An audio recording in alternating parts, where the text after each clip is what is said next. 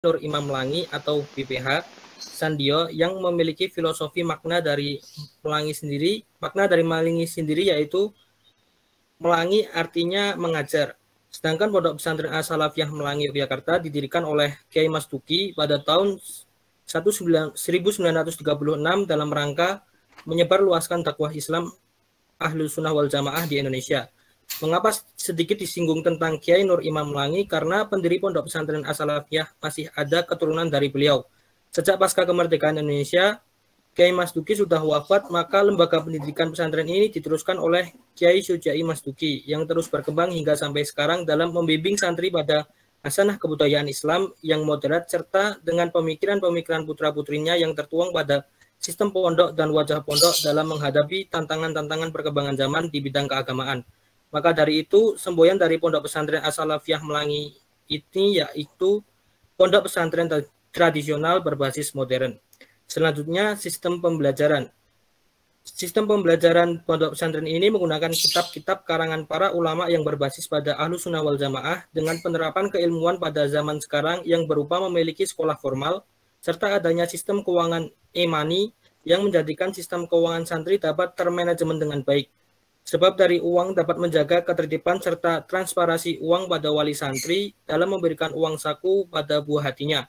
Selain itu, moderasi beragama dalam pondok pesantren ini sangatlah luas, dikarenakan seringkali berdiskusi dialek dengan antar agama yang ada di Indonesia. Dengan itu, para santri tidak hanya disiapkan berupa bekal agama, namun juga berupa ilmu formal dan keahlian-keahlian yang lain yang ada di kegiatan pondok. Selanjutnya yaitu perkembangan Pondok Pesantren As-Salafiyah Melangi. Seiring dengan perkembangan zaman dan kebutuhan masyarakat terhadap konsep pendidikan yang terpadu, maka Pondok Pesantren As-Salafiyah mendirikan pendidikan formal Madrasah Sanawiyah atau MTS pada 10 Agustus 2012 dan Madrasah Aliyah pada 28 Maret 2013 di bawah kepemimpinan Kiai Irwan Mas Duki LC-Hum. Atas dukungan dan kerjasama keluarga dalam, yakni Kiai Haji Hasan Abdullah dan Kiai Haji Nur Hamid dan Kiai Haji Zar Anudin, MTS dan MA Salafiyah Melangi berkembang sangat pesat pada tahun 2017 dan pondok pesantren ini merintis SMK jurusan multimedia. Selanjutnya akan dilanjutkan oleh teman saya.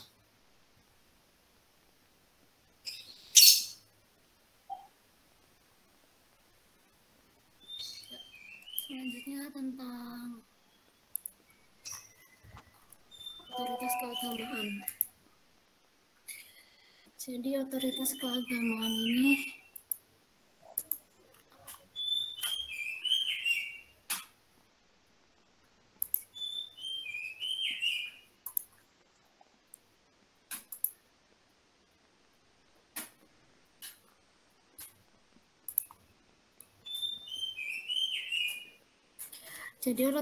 otoritas keagamaan berarti hak untuk melaksanakan serta memerintah aturan yang dianggap sesuai dengan kehendak Allah. Sebenarnya kitab suci Al-Quran juga telah menyatakan bahwa Allah Subhanahu wa Ta'ala merupakan pemegang otoritas tunggal. Maka dapat diartikan bahwa seorang yang mau mengajarkan serta mengajak untuk bertindak sesuai dengan ajaran Islam, itulah yang disebut dengan otoritas dalam Islam. Lalu Weber membagi otoritas menjadi 3. Yang pertama ada otoritas karismatik. Otoritas karismatik ini terbentuk atas dasar kemampuan yang dimiliki oleh individu di luar kendali dirinya. Otoritas ini juga muncul karena anugerah Tuhan. Mengikut otoritas ini memegang teguh atas kepercayaan di mana masyarakat yang bertahan, yakni karena fungsi serta manfaatnya masih dapat dirasakan dengan baik.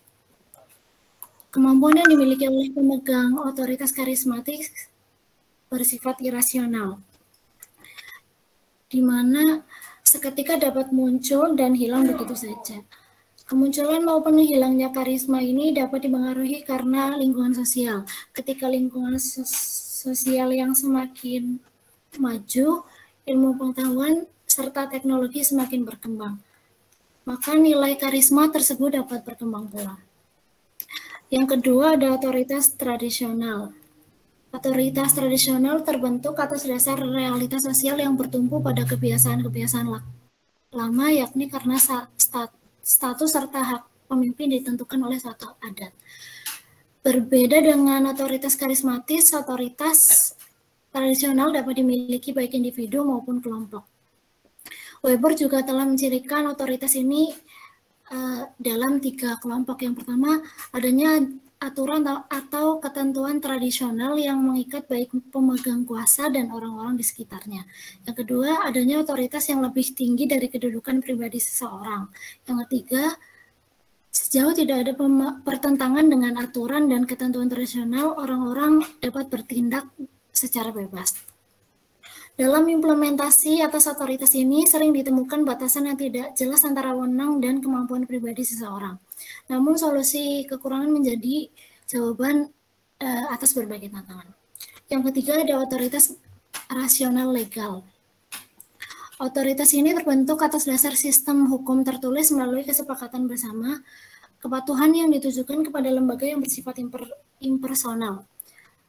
Contohnya model tatanan sosial adalah organisasi birokrasi. Seleksi dilaksanakan untuk menduduki pos tertentu sehingga harus memenuhi kriteria kompetensi yang dibutuhkan. Selanjutnya akan dibacakan oleh teman saya.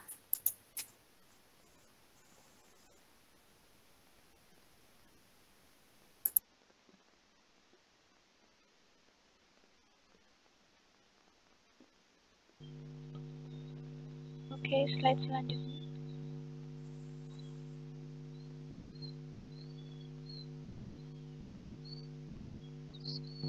Selanjutnya adalah interaksionisme simbolik.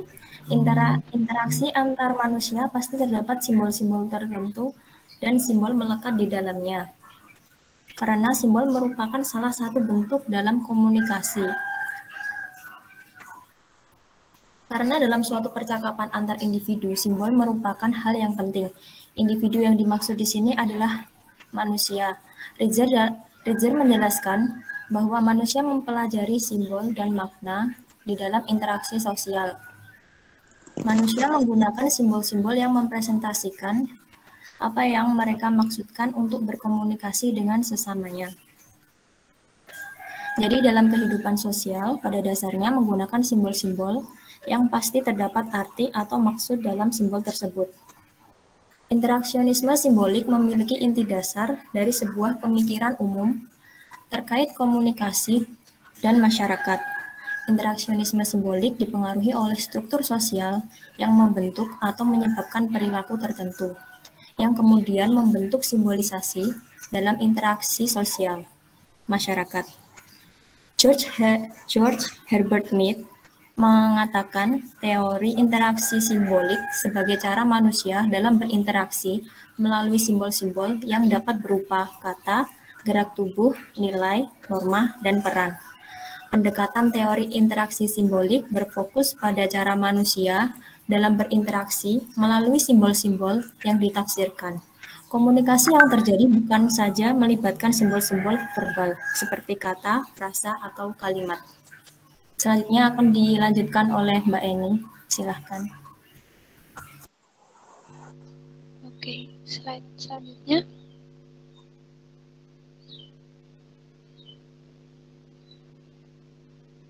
Ini slide-nya.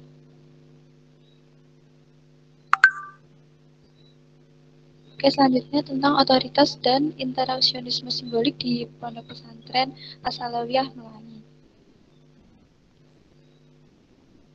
Dalam kehidupan di Pondok Pesantren As-Salawiyah Melangi sendiri, berbasis modernisasi tetapi mampu tetap mempertahankan identitas pondok tersebut dengan suasana yang religius dapat dirasakan dari simbol-simbol dalam interaksinya. Peraturan dalam pondok ini sendiri dibuat oleh pemegang otoritas tertinggi dalam pondok, yaitu biasa disebut dengan kiai, yang mana juga syarat akan makna simbol yang religius.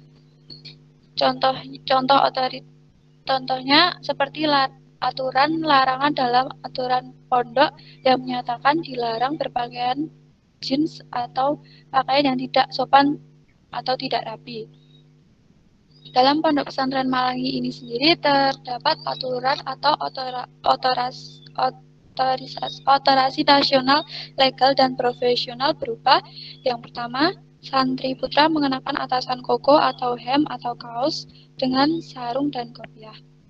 Yang kedua, santri putri mengenakan gamis atau rok dengan baju atasan yang bukan kaos, tidak terawang ataupun ketat, serta menggunakan jilbab. Nah, tindakan simbolik pada perilaku santri dalam berpakaian dengan menutup aurat, sopan, dan sederhana ini syarat akan makna. Pakaian yang dikenakan santri selain menutup aurat diperlakukan juga untuk tidak menyerupai laki-laki bagi santri perempuan, dan pakaian sederhana ditegaskan agar pakaian tidak digunakan untuk bergaya. Pakaian santri ini menjadi sorotan pertama kali dilihat sebagai bahan penilaian terhadap pondok pesantren. Maka perilaku santri dalam berpakaian dengan menutup aurat, sopan, dan sederhana mengandung arti kerendahan hati dengan berpakaian yang digunakan karena sesuai dengan ajaran yang diterapkan oleh Islam. Selanjutnya, mengenai tindakan simbolik yang menjadi kebiasaan di Pondok Pesantren As-Salawiyah Melangi sendiri adalah para santri putra wajib mengenakan sarung saat berada di kawasan pondok ini. Karena hal tersebut menegaskan bahwa tamu yang memasuki wilayah Pondok Pesantren As-Salawiyah Melangi telah memasuki kawasan berbusana muslim atau kawasan pondok. Dengan harapan tamu akan menggunakan pakaian yang sopan atau bahkan menggunakan busana muslim ketika memasuki wilayah tersebut. Kebiasaan tersebut sebagai simbol untuk upaya menjadikan wilayah pondok bersih dari seseorang yang tidak berbusana sesuai ajaran Islam. Selanjutnya dilanjutkan oleh teman saya.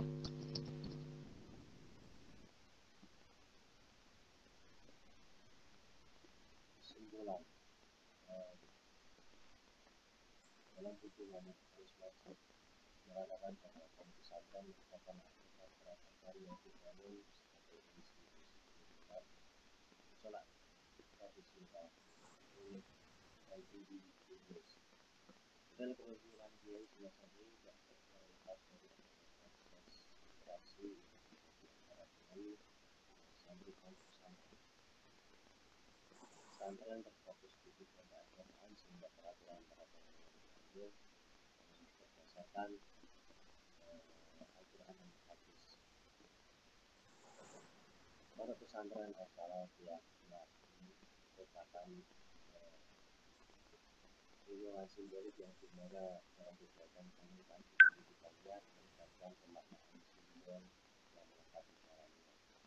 Hal ini merupakan simbol merupakan bagian dari interaksi dari warga pesantren dengan kiai Islam dan para santri biasanya menggunakan simbol-simbol dan istilah yang berbeda dengan pesantren lainnya dan biasanya kehidupan sosial pondok pesantren As-Salawiyah Melangi dalam organisasi tetap mampu mempertahankan aktivitas pondok dengan suasana religius yang terasa dari simbol-simbol dalam interaksi. Peraturan dalam pondok yang berkaitan dengan aktivitas pondok kiai juga syarat akan dan simbol yang religius. Perilaku santri dan berpakaian dengan menutup aurat, sopan dan sederhana melengkapi menggunakan baju dengan pakaian yang digunakan karena sesuai ajaran yang diterapkan oleh Islam. Selanjutnya tindakan simbolik yang menjadi kebiasaan di Pondok Pesantren As-Salawiyah Melangi sendiri adalah para santri wajib mengenakan sarung saat di kawasan pondok. Pertama, perilaku pesantren dalam memberikan kesempatan luas kepada para santri ini yang dengan menyampaikan hal dan kritik saran mengandung makna bahwa menghormati satu kepercayaan dan kepercayaan adalah apresiasi atas pendapat dari orang tua atau saudara.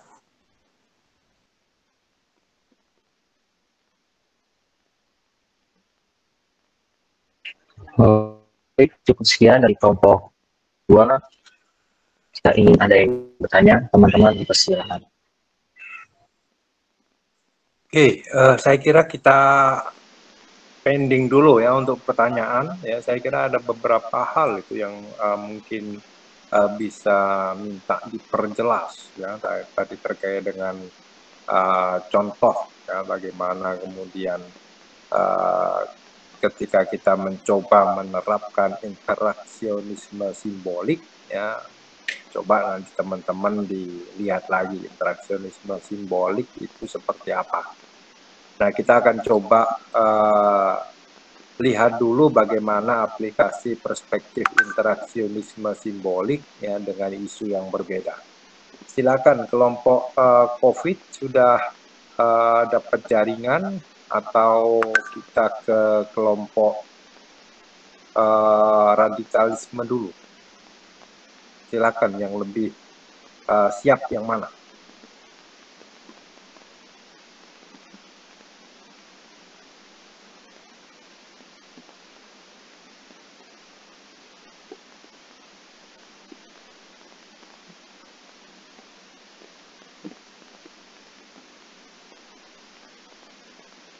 Yang kelompok COVID sudah siap, coba salah satu anggotanya bisa cek share screen.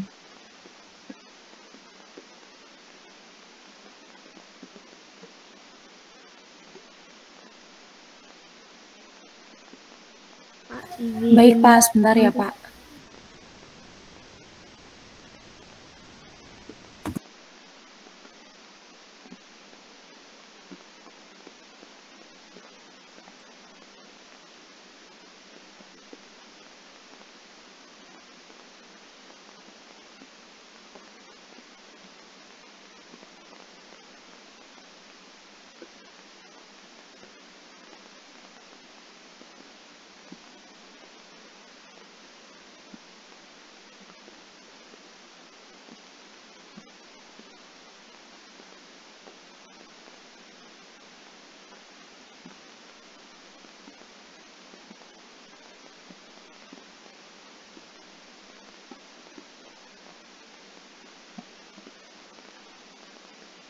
Mungkin dari kelompok 9 dulu Pak yang radikalisme. Oke, silakan.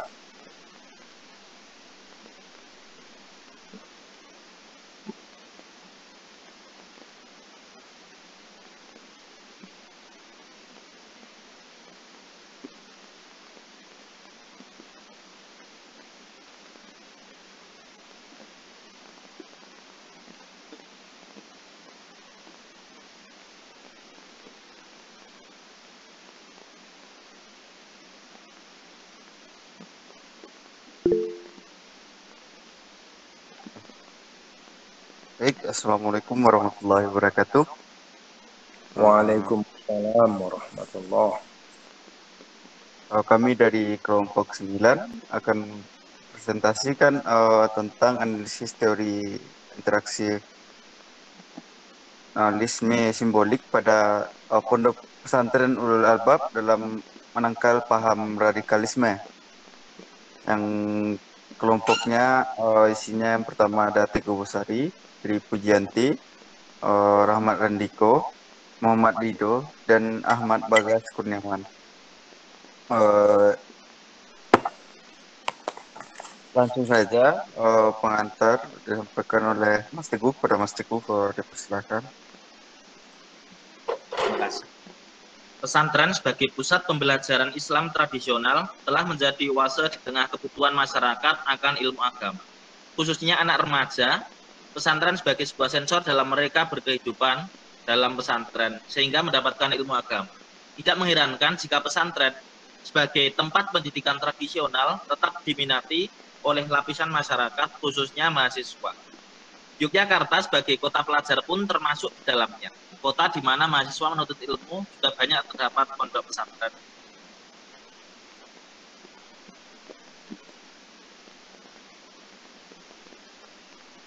Dalam PPT ini akan dijelaskan yaitu tentang latar belakang pondok pesantren Ulul Albab, kemudian susunan kepengurusan, fasilitas pondok pesantren Ulul Albab, transformasi kepemimpinan pesantren, dan analisis teori interaksi simbol.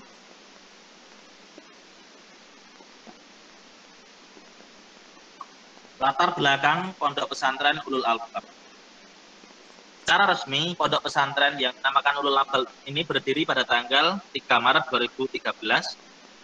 Berdiri Pondok Pesantren Ulul Albab di Balirejo, yaitu berdasarkan semangat untuk ikut berperan dalam menjaga moral bangsa dan sebagai upaya untuk meneruskan perjuangan para ulama terdahulu. Awalnya pondok ini yaitu kos-kosan, kemudian dibangun menjadi sebuah pondok. Pondok Pesantren Ulul Albab mempunyai visi misi yang jelas untuk mengembangkan generasi Indonesia. Visi misi Pondok Pesantren Ulul Albab adalah menjadi lembaga tangguh yang mampu mencetak generasi yang berwawasan luas, berakhlakul karimah, dan misi Pondok Pesantren Ulul Albab Balirejo yaitu menyelenggarakan pendidikan tahfidz Quran, madrasah diniyah. Yang kedua, membekali santrinya dengan wawasan keilmuan dan kemasyarakatan berbasis teknologi informasi.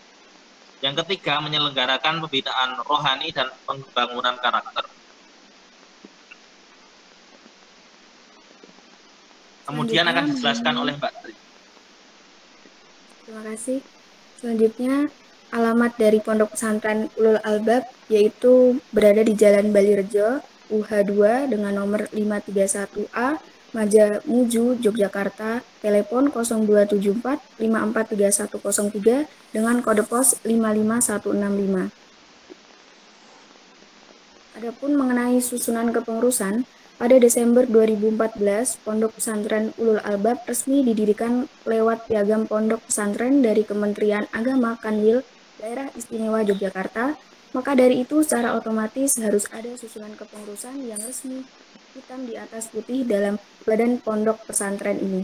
Adapun pengurus Pondok Pesantren Ulul Albab dengan susunan sebagai berikut. Pengasuh yaitu Haji Ahmad Yubaidi, Ketua Umum Ahmad Rifai, Wakil Ketua Kuswatul Mufidah, Sekretaris Umum Muhammad Fauzan Riki Saputra, Bendahara Umum Muhammad Arifin, Seksi Pendidikan Maulana Miftah Majid, Seksi Ubudiyah Muhammad Saiful Afif, Seksi Keamanan dan Ketertiban Ahmad Lutfi Mustafa, Seksi Kebersihan dan Kesehatan Muhammad Helmi Najmuddin, serta Seksi Informasi dan Teknologi Maharani Wahyu Saputri. Selanjutnya akan dilanjutkan oleh teman saya. Selanjutnya, fasilitas pondok pesantren. Saiful Afif sebagai seorang santri angkatan 2016 menentukan bahwa perkembangan fasilitas yang ada di pondok pesantren ini telah membaik di tahun 2017. Pada kurun waktu awal pesantren ini berdiri pada tahun 2013, fasilitas hanya terdiri dari kamar kosong. Begitu juga hingga pada awal tahun 2016. Kemudian penambahan fasilitas mulai dirasakan oleh santri pada tahun 2017 yang mulai mendapatkan fasilitas kasur dan lemari di kamar pondoknya. Selanjutnya, transformasi kepemimpinan pesantren. Transformasi kepemimpinan di sini adalah perubahan dari kepemimpinan mutlak dari seorang kiai dalam pesantren menjadi sebuah kepemimpinan kolektif yayasan. Transformasi semacam ini terjadi karena seorang kiai pun layaknya seorang manusia biasa yang tidak dapat bekerja sendiri.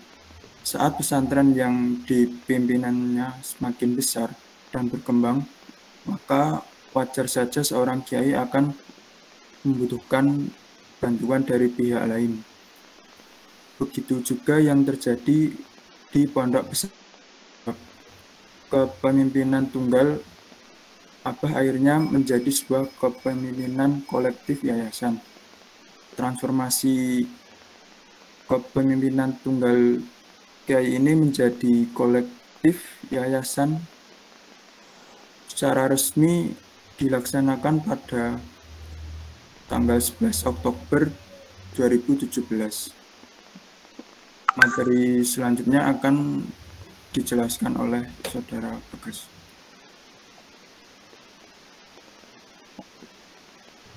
Baik, selanjutnya analisis teori.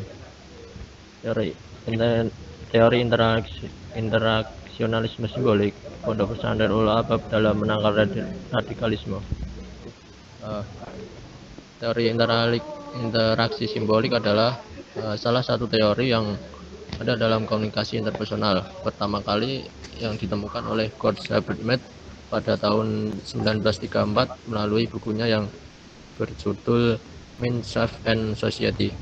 Dalam buku komunikasi interpersonal, Eva Roning Room mengutip bahwa teori ini berusaha menggambarkan bagaimana manusia menggunakan bahasa untuk membentuk makna, bagaimana manusia menciptakan serta menampilkan dirinya sendiri, dan bagaimana manusia menggunakan simbol-simbol untuk menciptakan masyarakat dengan cara kerjasama dengan orang lain. Teori ini kemudian dikembangkan oleh Herbert Blumer dengan merumuskan 3 buah premis. Yang pertama, perilaku manusia dipengaruhi oleh makna yang mereka miliki tentang orang lain dan berbagai kejadian. Yang kedua, interaksi sangat penting bagi bagian penyampaian pesan. Makna. Yang ketiga, makna yang memiliki seseorang tentang berbagai kejadian atau yang lainnya dapat berubah sering dengan berjalannya waktu.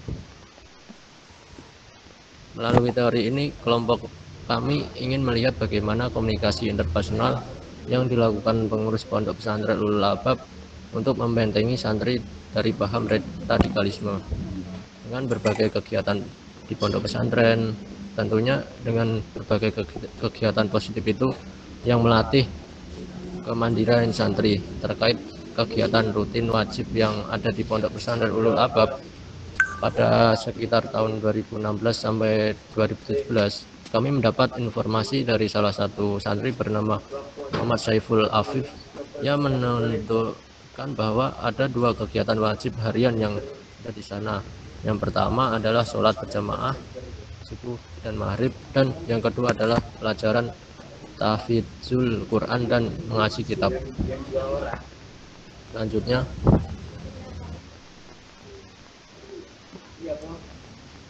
menurut santri yang belajar tahfidz di Pondok Pesantren Ulul Albab, baik tahfidz maupun kajian kitab dilakukan setelah subuh dan maghrib berjamaah.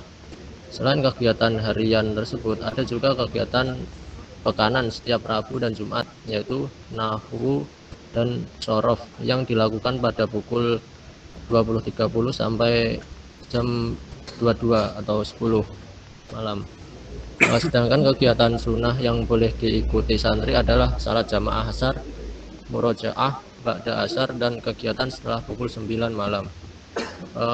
Adapun kegiatan-kegiatan santri Pondok Pesantren Ulul Albab secara rinci, yang pertama jadwal kelas kitab, yang kedua jadwal kegiatan bersama yang dilaksanakan pada hari Senin subuh, yaitu jadwal tasin.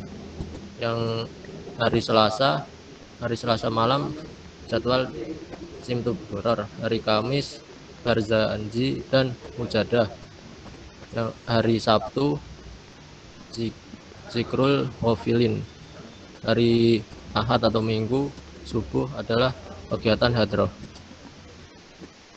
Selanjutnya jadwal kelas tahfidz. Setiap subuh santri diberi kesempatan untuk murojaah, dan setiap maghrib santri diberi kesempatan untuk ziyadah atau menambah hafalan. Selanjutnya, yang terakhir jadwal ujian. Ujian yang diujukan adalah mengenai kajian kitab dan tahfidz. Pelaksanaan tergantung ustadz atau ustazah yang menguji. Untuk sumber daya mengajar, pesantren Ulul Albab memanfaatkan para senior pondok yang sudah dianggap cukup mumpuni untuk mengajar.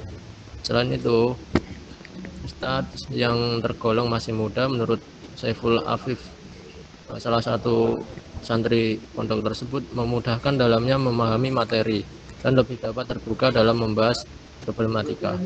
Ustadz yang mengajar di sana pun ada yang tinggal juga di pondok pesantren tersebut.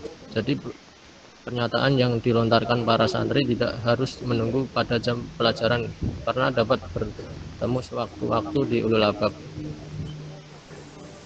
Mungkin itu saja dari kelompok kami. Terima Terima kasih. Aku serahkan kembali ke moderator. Oke, terima kasih untuk presentasinya. Mungkin yang terakhir kita dengarkan dulu presentasi dari kelompok COVID ya, COVID-19. Silakan.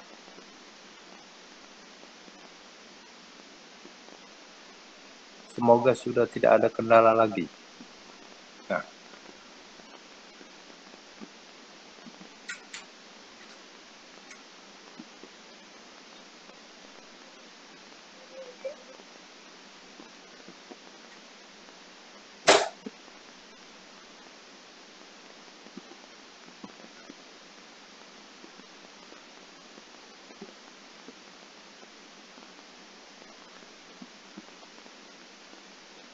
Oke, langsung saja. Bismillahirrahmanirrahim. Assalamualaikum warahmatullahi wabarakatuh. Kami dari kelompok interaksi simbolik pada komunikasi pesantren Salafi Al-Jawahir masa pandemi COVID-19. Lanjut, anggota kelompok kami. Yang pertama ada saya sendiri, Aida Marsa Burlegar. Yang kedua ada Aisyah Rajwa Sulaiman. Yang ketiga ada Ayu Dwi Marintan. Dan yang ketiga ada Fahrudin Hanif. Lanjut. Pengantar, manusia pada dasarnya selalu melakukan interaksi dalam kehidupannya sehari-hari, baik interaksi verbal maupun non-verbal.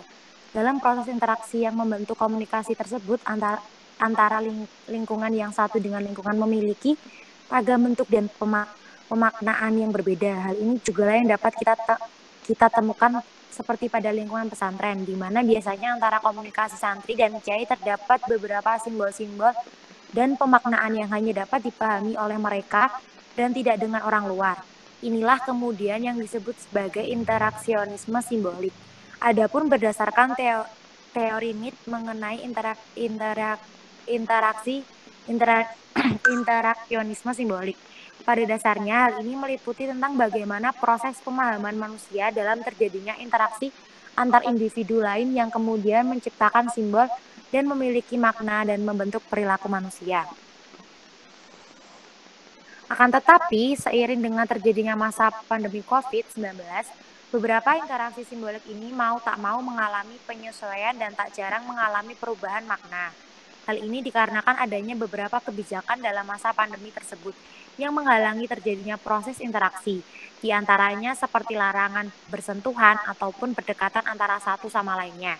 Berdasarkan hal tersebutlah yang kemudian menjadi topik utama pada pembahasan kali ini, yakni mengenai proses interaksi simbolik pada masa pandemi COVID-19 yang terjadi di dalam Pondok Pesantren Salafiyah Al-Jawahir Bandung.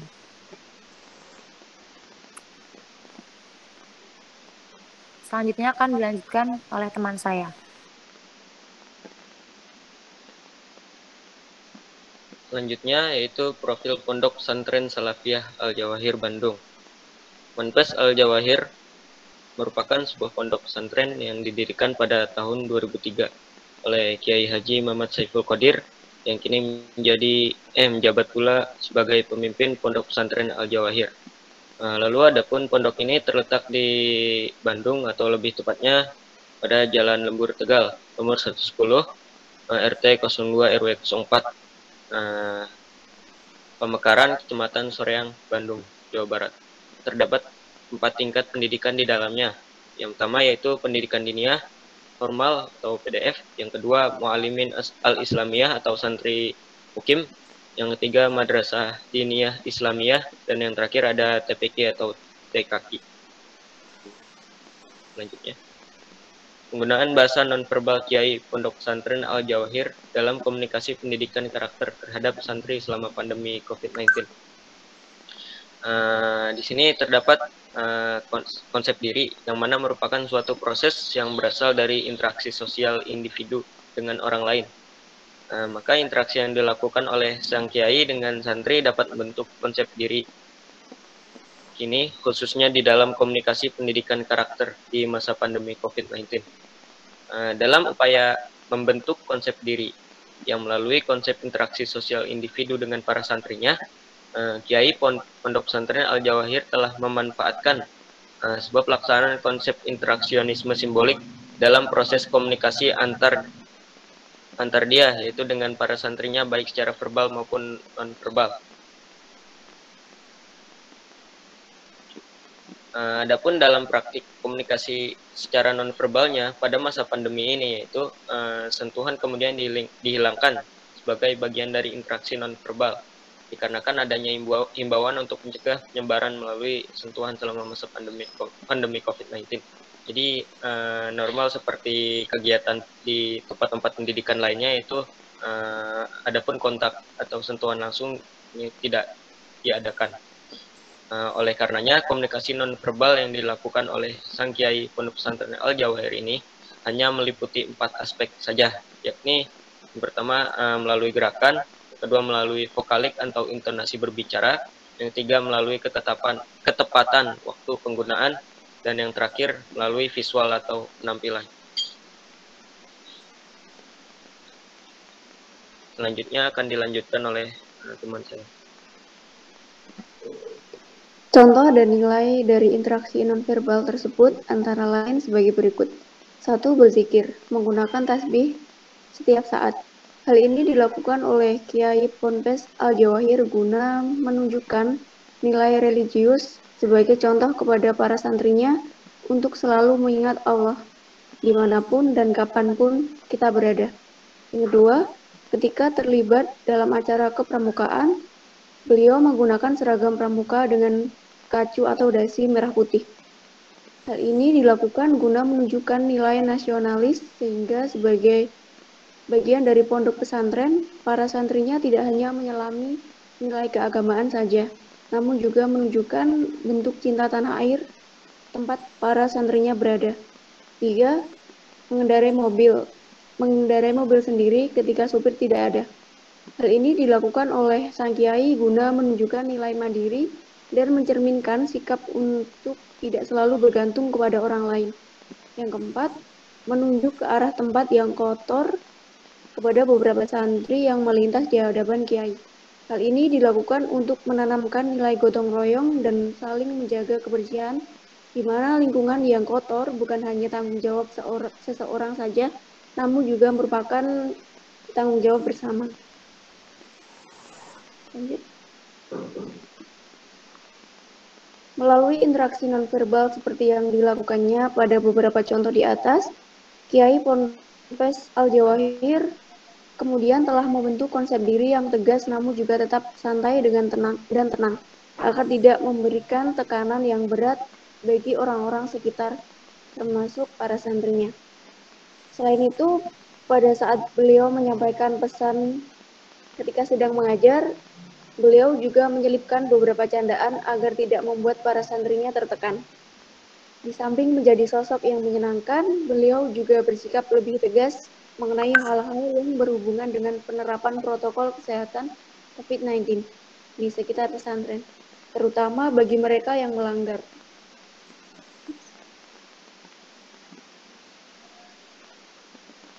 Selanjutnya akan disampaikan Mbak Raju.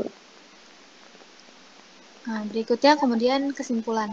Melalui konsep interaksionisme simbolik, Kiai Ponpes Al-Jawahir kemudian membentuk konsep dirinya di hadapan para santri untuk terlihat lebih tegas, namun juga tetapi dan tidak membebani.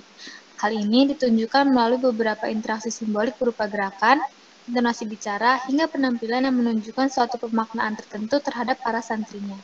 Dalam hal ini, adanya kebijakan selama masa pandemi COVID-19 memang sedikit memberikan perubahan seperti hilangnya bentuk interaksi sentuhan, penjagaan jarak, dan sebagainya.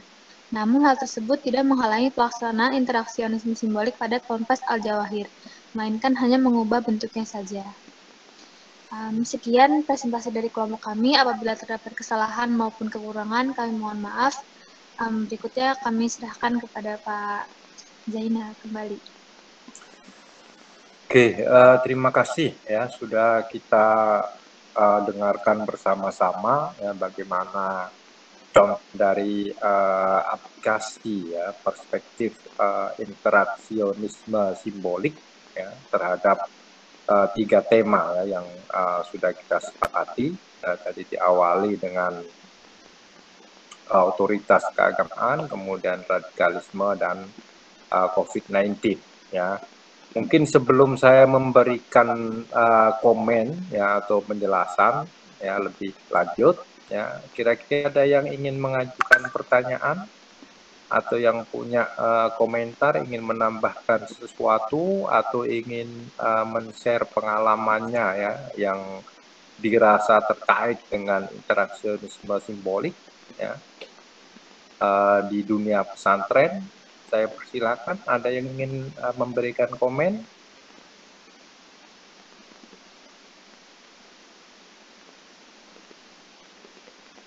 Belum ada? Yakin sudah paham semua? Dan sudah jelas tadi apa yang disampaikan?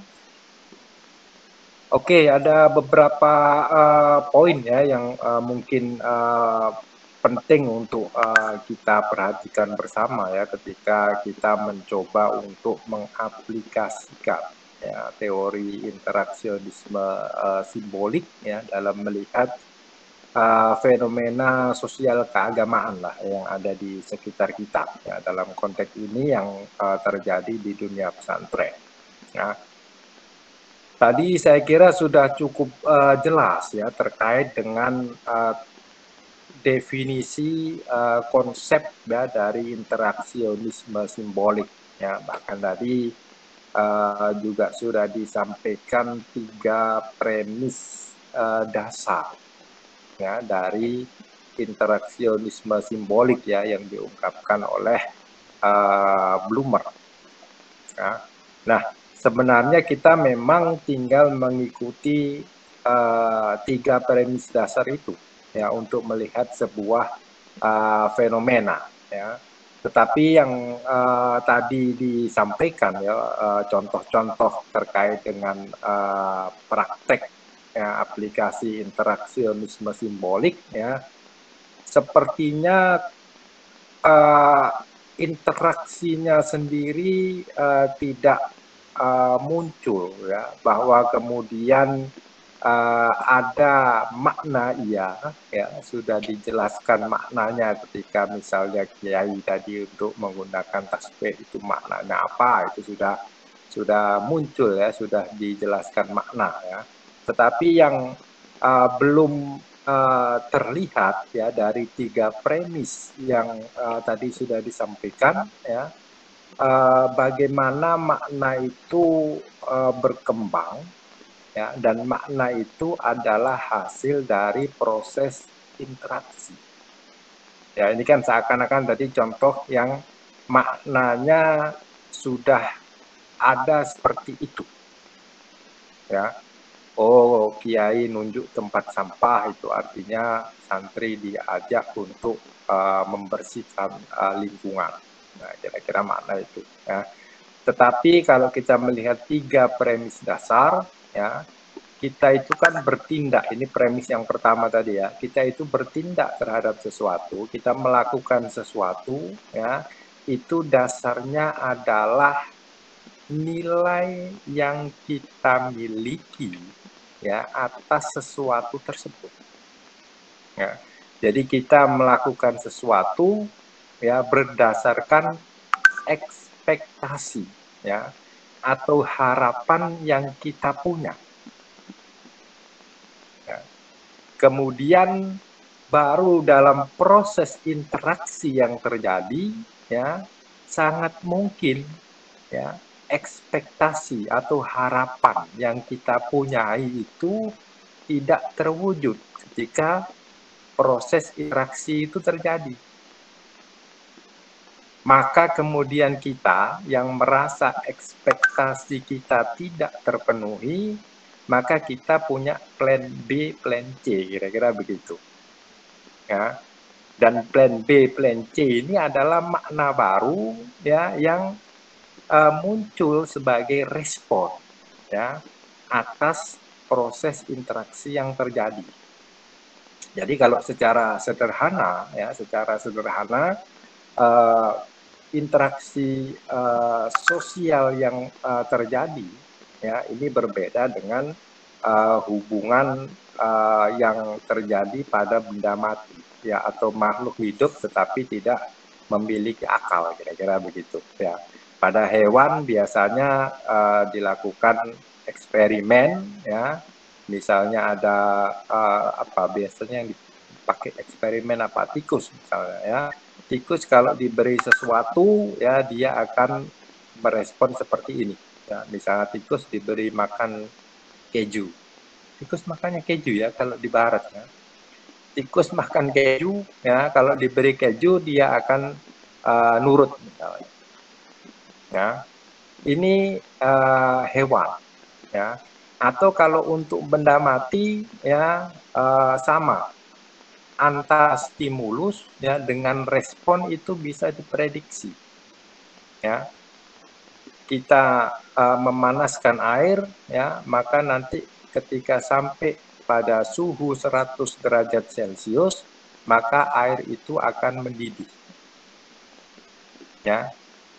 Tidak peduli siapa yang memanaskan air, ya. Mau profesor, ya, mau anak TK, sama, ya. Suhu 100 pasti akan mendidih airnya, ya. Jadi stimulus kemudian diikuti langsung dengan respon. Tapi ini tidak terjadi pada manusia yang menjadi objek kajian sosiologi. Ya, manusia ketika diberi stimulus, ya, responnya tidak selalu sama. Ya, jadi misalnya Anda dicubit, itu kira-kira responnya bagaimana? Ya, nangis atau senyum atau ketawa? Ya, ini kan tergantung pada siapa yang nyubit. Kalau yang nyubit kita kebetulan orang yang kita senangi, mungkin kita akan senyum-senyum. Kita tidak akan marah. Ya. Karena dalam proses interaksi ini ada pemaknaan yang tergantung pada interpretasi. Jadi kalau dalam konteks hewan atau benda-benda mati, ya, stimulus langsung diikuti oleh respon. Tapi pada manusia, stimulus harus melalui interpretasi dulu, ya, baru kemudian akan menghasilkan respon. Saya kira konsep dasarnya ini cukup jelas ya, sederhana ya. Jadi kita tidak bisa seperti apa yang dilakukan oleh para saintis ketika mereka bereksperimen ya dengan benda-benda mati ya ataupun dengan hewan-hewan yang menjadi kelinci percobaan. Ya, manusia punya interpretasi ya yang nanti akan menentukan dia harus merespon seperti apa. Oleh karena itu dalam interaksionisme simbolik ya, makna itu merupakan respon ya yang diberikan ya ketika proses interaksi sosial ini terjadi. Dan makna itu tidak bersifat statis ya, tidak hanya satu, tidak tunggal dan berlaku terus-menerus. Tetapi makna itu bisa berubah sangat tergantung pada bentuk situasinya seperti apa. Nah, contoh sederhana misalnya tadi ada meniadakan sentuhan. Di bahasanya pakai sentuhan yang seperti apa ini bisa multitafsir kan, nggak boleh menyentuh misalnya ya. Maka kita coba misalnya lihat fenomena di pesantren ya, ada konsep yang namanya berkah ya, dan biasanya seorang santri ya punya keyakinan ya bahwa salaman berjabat tangan dengan kiai itu merupakan hal yang penting ya untuk mendapatkan berkah dari kiai. Nah, ketika kemudian muncul aturan COVID ya terkait dengan protokol kesehatan ya bahwa tidak boleh lagi jabat tangan. ya, maka seorang santri kemudian dipaksa ya untuk melakukan reinterpretasi.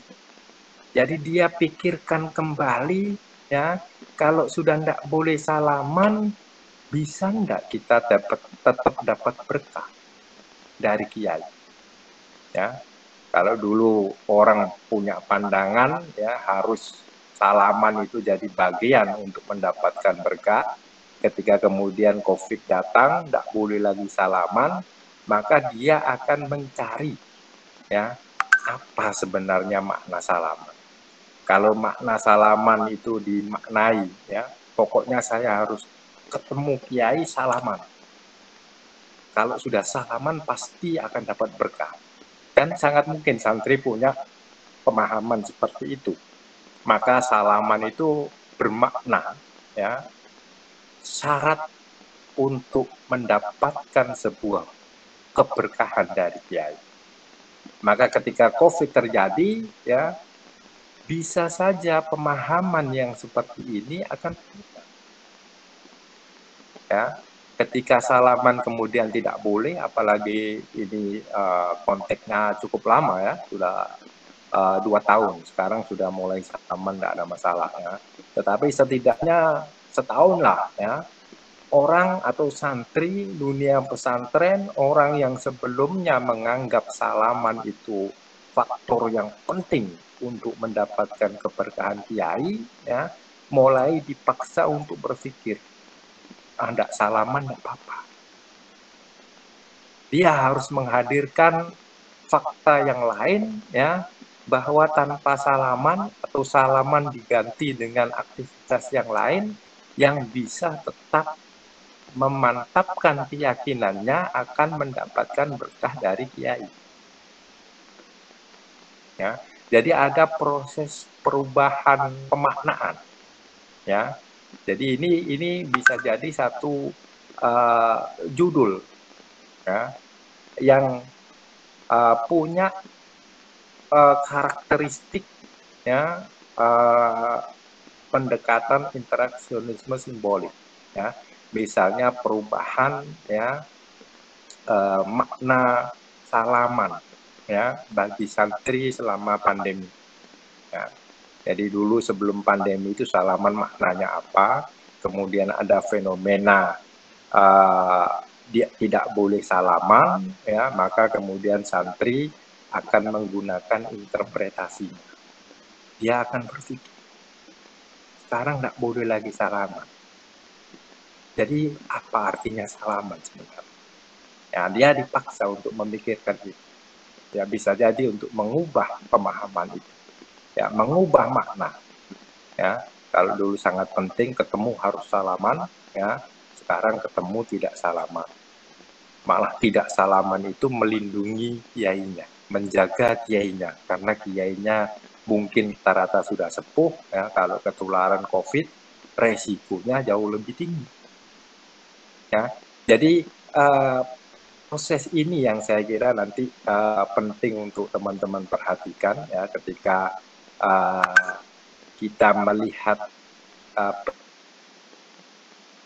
perilaku seorang ya, karena objek kajian sosiologi itu kan perilaku. Kita mengkaji bagaimana seseorang bertindak ya, atau melakukan sesuatu, itu kajian kita. Cuman kita punya fokus ya untuk mencari atau menjelaskan perilaku itu ya dari aspek-aspek yang ada di luar diri individu yang kira-kira berpengaruh terhadap perilaku itu sosiologi ya. Nanti kalau bicara aspek internal ya berarti lari ke psikologi. Sama-sama bicara tentang perilaku. Ya, sama-sama menjelaskan mengapa si A melakukan sesuatu. Ya, tapi kalau psikologi itu dari internal orang yang melakukan, ya, oh ya dia memang orangnya rajin, ya, makanya bangun tidur saja yang dicari sapu misalnya, ya, jadi alasan yang menjelaskan itu rajinnya, karakter dia sebagai seorang yang rajin, ya, Tapi kalau kita di sosiologi ya kita menjelaskan dari pengaruh yang ada di luar individu. Ya, jadi misalnya kenapa dia rajin bersih-bersih tadi, oh ternyata ada aturan. Ya, aturan di pondok yang mengharuskan santri itu bangun tidur cari sapu. Ya, jadi orang melakukan sesuatu karena ada hal yang dia yakini ya yang berada di luar diri mereka yang memaksa mereka untuk melakukan sesuatu. Ya, memaksa ataupun secara sukarela ya. Karena ada aturan dia taat, dia bisa saja taatnya itu kan karena terpaksa, bisa juga taatnya karena ya memang kesadaran dia untuk melakukan. Tapi faktor yang mendorong adalah faktor eksternal. Ya, ini yang menjadi kajian sosiologi. Nah, interaksionisme simbolik ya kemudian mencoba untuk menjelaskan fenomena ini secara lebih detail dengan mencampurkan. Jadi interaksi simbolik ini adalah satu perspektif ya yang juga banyak dipakai oleh teman-teman di psikologi. Ya, ini bisa jadi yang mempertemukan sosiologi dengan psikologi itu ya interaksionisme simbolik karena dia bergerak ya pada sosiologi mikro ya pada pola interaksi yang terjadi secara face to face. Ya, berbeda dengan dua perspektif yang sebelumnya kita diskusikan yaitu fungsionalisme dan konflik ya yang berbicara struktur sosial yang lebih luas. Ya, ya ini yang saya kira perlu untuk teman-teman perhatikan ya. Premis dasarnya interaksi simbolik tadi sudah disampaikan ya, sudah tepat ya, sudah sesuai ya dengan apa yang memang dijelaskan di buku terkait dengan apa itu interaksionisme simbolik ya. Tapi sekali lagi kita memang perlu ya untuk selalu berlatih ya, mengamati fenomena sosial yang ada di sekitar kita ya, kemudian mencoba untuk melakukan evaluasi ya, untuk melakukan semacam penilaian kira-kira begitu ya, dengan mendasarkan penilaian tersebut ya pada perspektif-perspektif yang ada di sosiologi ya, salah satunya interaksionisme simbolik ya. Maka interaksionisme simbolik itu bicara tentang perubahan makna ya. Apa sih makna radikalisme misalnya tadi ya, yang radikalisme ya, radikalisme itu apa? Itu kita definisikan terlebih dahulu ya, kemudian apa yang sekarang kita pikirkan terkait dengan radikalisme ya, makna radikal buat santri itu apa sih ya, maka kemudian ada nggak faktor-faktor yang merubah makna itu ya melalui proses interaksi tadi sudah dicontohkan, tetapi sekali lagi proses perubahannya ini yang belum muncul ya atau belum nampak. Nah, padahal sekali lagi interaksionisme simbolik ya selalu mendasarkan bahwa makna itu bersifat dinamis. Nah, dia akan sangat tergantung situasi. Kalau situasinya sesuai dengan ekspektasi ya maka akan lanjut. Ya. Tetapi kalau situasinya tidak sesuai dengan ekspektasi ya, maka kita akan cenderung untuk mengubah perilaku kita. Ya. Saya sering memberi contoh ya, Anda ketemu dengan seseorang ya yang sebelumnya hanya kenal lewat Facebook. Ya. Hanya kenal lewat WA, dikirimi fotonya ya. Kemudian Anda merasa yakin, Anda merasa senang dengan foto itu, jatuh cinta lah kira-kira begitu ya. Maka ketika kemudian Anda janjian untuk ketemu ya, karena Anda punya ekspektasi tertentu ya dengan orang itu ya, karena senang, karena cinta dengan orang itu, maka Anda akan berusaha menampilkan diri Anda sebaik mungkin di depan orang yang akan ditemui, ya. Anda akan serius berdandan, ya, sebelum bertemu, ya. Tetapi ketika kemudian bertemu, ya, kok orangnya beda dengan yang difoto, ya. Maka Anda pasti akan mengubah, ya, cara Anda berperilaku atau berhadapan dengan dia, meskipun sebelumnya Anda sudah punya planning, ya. Wah, nanti kalau ketemu, ya, saya akan langsung ajak dia makan, ya, karena ekspektasinya orang yang ditemui cantik atau ganteng misalnya.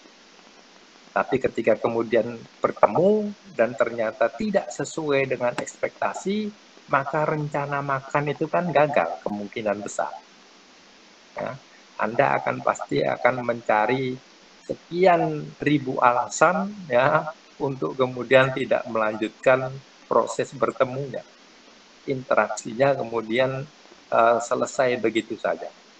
Nah, proses inilah yang dibidik, ya, yang digambarkan oleh interaksionisme simbolik, ya, bahwa kita punya ekspektasi terhadap sesuatu, ya, tetapi ekspektasi itu belum tentu terpenuhi. Ketika ekspektasi kita tidak terpenuhi, ya, maka planning yang sudah kita rencanakan, ya, untuk melakukan sesuatu bisa jadi akan berubah, ya. Oke, jadi saya kira yang menjadi inti, ya, yang menjadi dasar dari bagaimana interaksionisme simbolik itu diimplementasikan, ya, atau diterapkan, ya, kita fokus, ya, pada satu konsep tertentu, ya. Kalau yang COVID misalnya tadi contohnya misalnya jabat tangan, ya, jabat tangan itu maknanya apa, ya, atau justru malah lebih jauh lagi tentang konsep berkahnya. Berkah menurut santri selama pandemi, ya. Berkah dulunya dianggap sebagai sesuatu yang bisa didapatkan melalui jabat tangan, ya. Ternyata sekarang tanpa jabat tangan pun orang bisa dapat berkah karena jabat tangannya dilarang, ya. Atau yang terkait dengan otoritas misalnya, ya, tadi juga sudah disampaikan simbol-simbol, ya, makna sarung misalnya, ya. Apa makna sarung? Ada nggak perubahan terkait dengan makna sarung? Ya, misalnya dikaitkan dengan identitas, ya. Sarung itu identitasnya pesantren. Tapi apakah ketika kemudian kita tidak pakai sarung maka kita bukan santri misalnya? Nah, karena ada semacam itu, ya, nilai-nilai yang ada di pesantren. Misalnya kalau ada teman pondok yang sholat pakai celana, itu biasanya akan mudah diberi label Muhammadiyah. Oh, kita Muhammadiyah ini sholatin gue celono misalnya, ya. Tapi bisa jadi ketika situasi tertentu yang kemudian mengharuskan orang pakai celana, ya, akhirnya stempel atau stigma kalau celana itu Muhammadiyah nggak muncul lagi. Wah, pondoknya sudah bertransformasi jadi pondok modern, ya, sehingga simbol-simbol yang dulu secara tradisional, ya, dilekatkan, ya, sebagai ciri, sebagai karakteristik, ya, dari seorang santri sekarang berubah. Maka tentu makna, ya, dari barang tersebut juga akan berubah. Nah, interaksionisme simbolik ini mengkaji perubahan-perubahan makna itu, ya.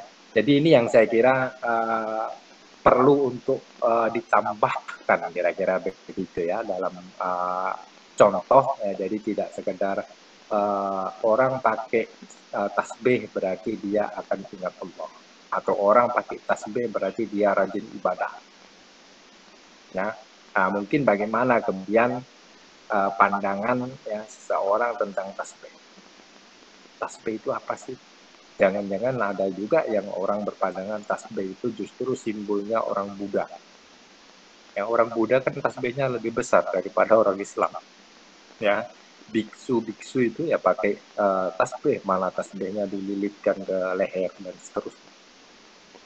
Nah, makna-makna semacam inilah yang berkembang secara dinamis di masyarakat. Ya, dia tidak bisa atau jarang sekali ada makna yang bersifat